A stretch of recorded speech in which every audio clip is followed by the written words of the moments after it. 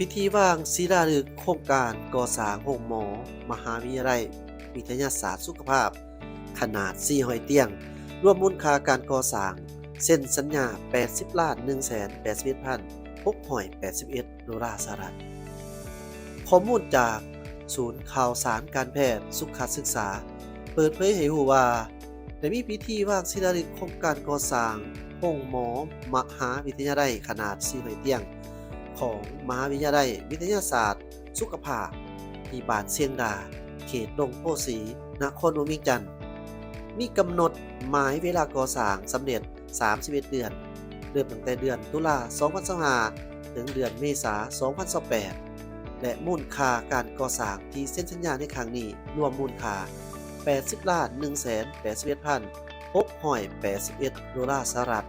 โดยเจ้าของโครงการกระทรวงสาธารณสุขได้จัดพิธีขึ้นในมื้อวันที่27ตุลา2025ที่ผ่านมาโดยการเข้าร่วมของทานนางใบคำคัตติยะรัฐมนตรีกระทรวงสาธารณสุข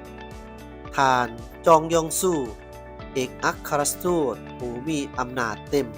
แห่งสเกาหลีประจำสปปลาวทานรองรัฐมนตรีทานอดีตรัฐมนตรีกระทรวงสาธารณสุขทานสจปอดร.หมายฟ้องหมายทรายอธิการบดีมหาวิทยาลัยวิทยาศาสตร์สุขภาพทานนางจุงกียังผู้ตั้งหน้าห้องการ EDCF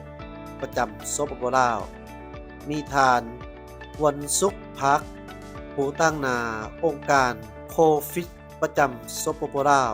และทานดีซังหุนบริษัท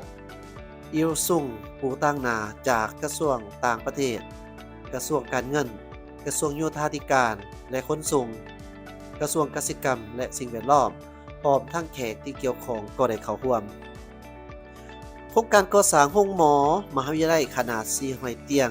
หรือชื่อเป็นภาษาอังกฤษแมน The Construction of UHS Hospital Project Laos 15แม่นหนึ่งในโครงการลงทุนของรัฐที่เป็นบริษัทสิทธิ์ของรัฐบาลลาวในแขนงการสาธารณสุขโดยนำใส่ทุนกู้ยืมดอกเบี้ยผ่อนผันจากทางธนาคาร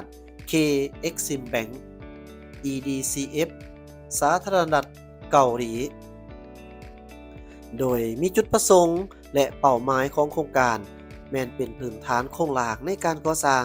และพัฒนาบุคลากรทางด้านสาธารณสุขที่มีคุณภาพเพื่อบรรจุและรับใช้สังคมในสถานที่บริการแต่ท้องถิ่นจนถึงโรงหมอศูนย์กลาง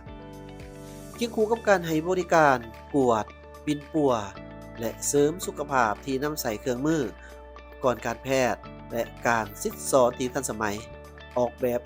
นำใส่ระบบ IT เข้าในการบริการและคุ้มครอง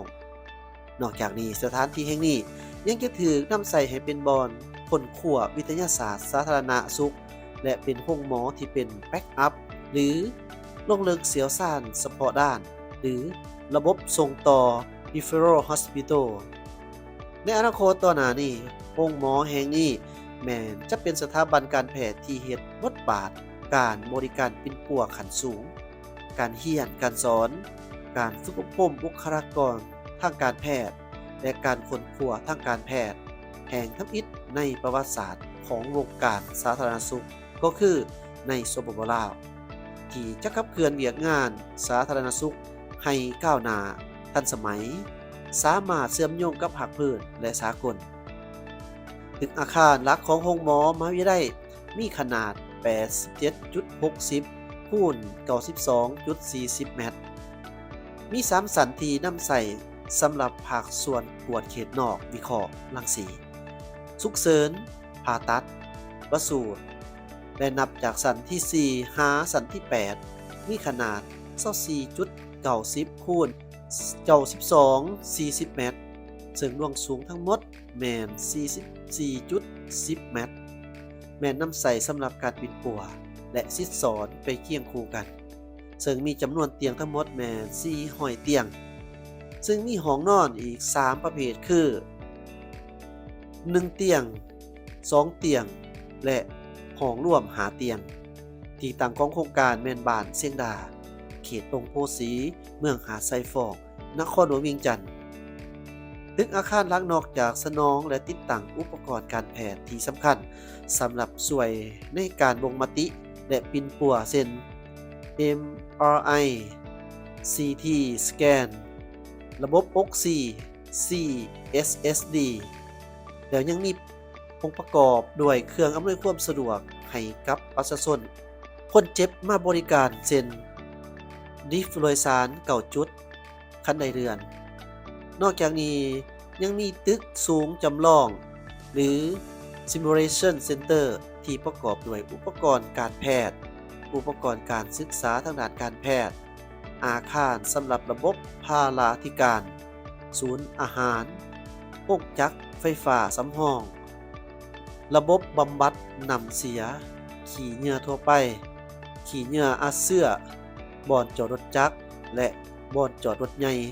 ของภายนอกและพนักงานโดยการกำหนดเวลา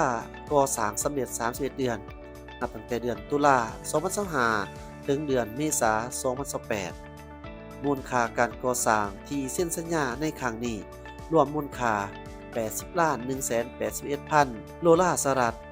การก่อสร้างโรงหมอและศูนย์จำลอง$48,054,000 สหรัฐการสนองและการติดตั้งอุปกรณ์การแพทย์$26,594,000 สหรัฐการสนองและติดตั้งสำหรับ HIS ของโรงหมอ$5,533,681 สหรัฐขอขอบใจข้อมูลข่าวสารการแพทย์สุขศึกษาเจ้าเว้าเรื่องถึงการสร้างสรรค์พัฒนาเกี่ยวกับการก่อสร้างแอดมินก็จะขอหยิบยกเกี่ยวกับข่าวกันก่อสร้างโดยเฉพาะแม่นการก่อสร้างระบบการศึกษาให้ท่านผู้ชมนะครับหูตื่นอีกนิดหน่อยเจ้าจากวิสัยทัศน์การเป็นผู้ห่างเริ่มต้นการก่อสร้างอาคารโรงเรียนนานาศาสตร์อาซีฟเวิร์สแห่งใหม่โดยพิธีตั้งเสาเอกเสาโทอาคารดังใหม่ของโรงเรียนนานาศาสตร์อาชีพเฟิร์สบ้านดอนนูนเมืองไซธานีนครหลวงเวียงจันทน์อย่างเป็นทางการในวันที่24ตุลาคม2025โดยการก่อร่วมของทานนางสถาพรสายนอลาดเจ้าของโรงเรียนดรริเซลวาเลรีวาการผู้ก่อตั้งและผู้อำนวยการฐานบุญท่านแสงมณีรองหัวหน้ากระทรวงศึกษาธิการและกีฬาฐานดาววอนซิมมโนวงศ์หัวหน้าศึกษาและกีฬาเมืองไทยธานีฐานนางอนุสรณ์ศรีพุนสุขหัวหน้าหน่วยงานศึกษาเด็กก่อนวัยเรียนชั้นประถมการศึกษาทั่วไปและวิทยาศาสตร์พร้อมด้วยผู้อาจารย์นักเขียนและผู้ปกครองผู้ได้เข้าร่วมสำหรับอาณาเขตของโรงเรียนหลังใหม่นี่มีเนื้อที่ทั้งหมดแม่น 9,000 ตารางเมตรอาคารของโรงเรียนแม่นจะแบ่งออกเป็นการก่อสร้าง3ระยะอาคาร A คาดว่าจะสำเร็จภายในกลางปี2027ในแผนการออกแบบอาคารแม่นให้เป็นอาคารที่ทันสมัยและพร้อมสิ่งอำนวยความสะดวกหลายอย่างเช่นว่าห้องสมุดห้องวิทยาศาสตร์ห้องฝึกทักษะการปากเว้าห้องคอมพิวเตอร์ห้องเรียนแต้มออกแบบห้องศิลปะการเต้นห้องดนตรีห้องเทคโนโลยีดิจิตอลพร้อมด้วยสภาพแวดล้อมที่ดีและนอกนั้นก็ยังมีสโมสรกีฬานิคมเดินบานบ่วงสระว่ายน้ำและพื้นที่ที่นำใช้ในการงานของโรงเรียนแม้นสามารถรองรับนักเรียนตั้งแต่ชั้นอนุบาลจนถึงชั้นป. 12และในฐานะโรงเรียนของพวกเราเพิ่นได้แบ่งออกเป็นโรงเรียนแห่งทำอิฐในประเทศลาวที่ถือรองรับให้นำใช้หลักสูตรของทางออสเตรเลียตะวันตกโรงเรียนนานาศาสตร์อาชีพเวิร์ดของพวกเรายังมุ่งมั่นในการเป็นเลิศในการอ่านการเขียนให้ได้คิดได้เก่งคำนวณการค้นคว้าเกี่ยวกับวิทยาศาสตร์ความคิดสร้างสรรค์และก็ความคล่องแคล่วทางด้านดิจิทัลเพื่อสอดคล้องในการพัฒนาอย่างต่อเนื่องและให้ได้เป้าหมายเคียงคู่ไปกับการเรียนพร้อมด้วยไปกับสิ่งอำนวยความสะดวกต่างๆนี่ถือว่าเป็นโครงการโรงเรียนนานาศาสตร์ที่กำลังจะก่อสร้างกันอยู่ที่เขตทางเมืองไซธานีเจ้าก็หยิบยกให้ท่านผู้ชมได้รู้ว่าเดี๋ยวนี้ระบบการก่อสร้างสร้างสรรค์พัฒนาอย่างต่างๆก็ค่อยนับมือนับดีขึ้นเรื่อยๆเจ้า